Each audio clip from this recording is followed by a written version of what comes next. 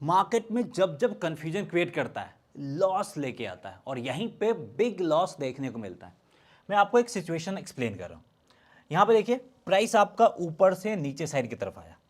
अब यहाँ पे एक कैंडल का फॉर्मेशन किया, ये नॉर्मल कैंडल नहीं है, ये आपका एक हैमर कैंडल का फॉर्मेशन किया है जो कि रिवर्सल का हिंट करता है। और ये क्या दिखा रहा है? बायर्स मार्केट को कंट्रोल करने की कोशिश कर रहा है। लेकिन उसके जस्ट बाद इसी का मिरर कैंडल का फॉर्मेशन किया है। दैट मीन्स टू अपोजिट, यानी इन्वर्टेड हैमर कैंडल का फॉर्मेशन किया। और ये इन्वर्टेड हैमर क्या दिखा रहा है कि प्राइस नीचे साइड की तरफ जाएगा, यानी सेलर्स मार्केट को कंट्रोल करने की कोशिश कर रहा है।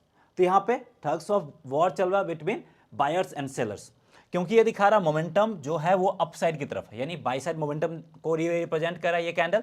और इन्वर्टेड हैमर कैंडल ये आपका सेल साइड के मोमेंटम को रिप्रेजेंट कर रहा है। अब यहां पे हो गए ना कंफ्यूज, तो इस कंफ्यूजन को कैसे दूर करना है, इसके लिए सेटअप एक्सप्लेन करता हूं। इस सेटअप पे हमें काम कब करना है? आइदर मार्केट सपोर्ट करीब रहे तब काम करना, या फिर रेसिस्टेंस के करीब रहे तब ही काम करना। बीच में रहेगा तो काम नहीं करना।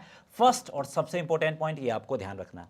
अब मार्केट यहाँ पे कहाँ पे है? सपोर्ट करे। जब हमने एनालाइज करा तो पता चला मार्केट यहाँ पे एक सपोर्ट के करीब है। तो अब हमें यहाँ पे ट्रेड करना कब है? तो दोनों कैंडल जो है, दोनों कैंडल के हाई एंड लो को मार्क कर लेना है, क्योंकि ये आपका हाई वॉलेटिलिटी वाला रेंज है जहां पे हमें दोनों साइड यानी बाई साइड और सेल साइड वॉलेटिलिटी हमें देखने को मिल रहा है। First candle by side volatility को रिप्रेजेंट कर रहा है, second candle sell side volatility को रिप्रेजेंट कर रहा है। थर्ड कैंडल जो बनेगा वो आपका डिसाइसिव कैंडल यानी डिसीजन मेकिंग कैंडल बनेगा, जो कि डिसाइड करेगा कि हमें किस तरफ ट्रेड लेना और डायरेक्शन क्या होगा। तो मार्केट अगर इस हाई के ऊपर निकल के क्लोजिंग देता है तो हमारा यहाँ पे क्या होगा? बाई साइड वाला ट्रेड सेटअप बनेगा। और इस लो के नीचे अगर क्लोजिंग देता है तो सेल साइड वाला ट्रेड सेटअप ले सकते हैं, लेकिन रिस्क होगा, तो सेल साइड वाला ट्रेड सेटअप यहाँ से अवॉइड करना है, क्योंकि यहाँ पे बात हो रहा है सपोर्ट के करीब। तो अब देखिए, अब अगर इस तरह का कैंडल का फॉर्मेशन होता जिसका क्लोजिंग इस कैंडल के हाई के ऊपर हुआ है, तो यहाँ पे हम बाई साइड वाला ट्रेड लेंगे। जो लोएस्ट पॉइंट है दोनों कैंडल में से वो एज ए स्टॉप लॉस के रूप में काम करेगा। जहां से डाउन ट्रेंड स्टार्ट हुआ था वो हमारे लिए टारगेट के रूप में काम करेगा। क्यों काम करेगा? सबसे पहले ये क्या कर रहा था? सेलर्स को रिप्रेजेंट कर रहा था।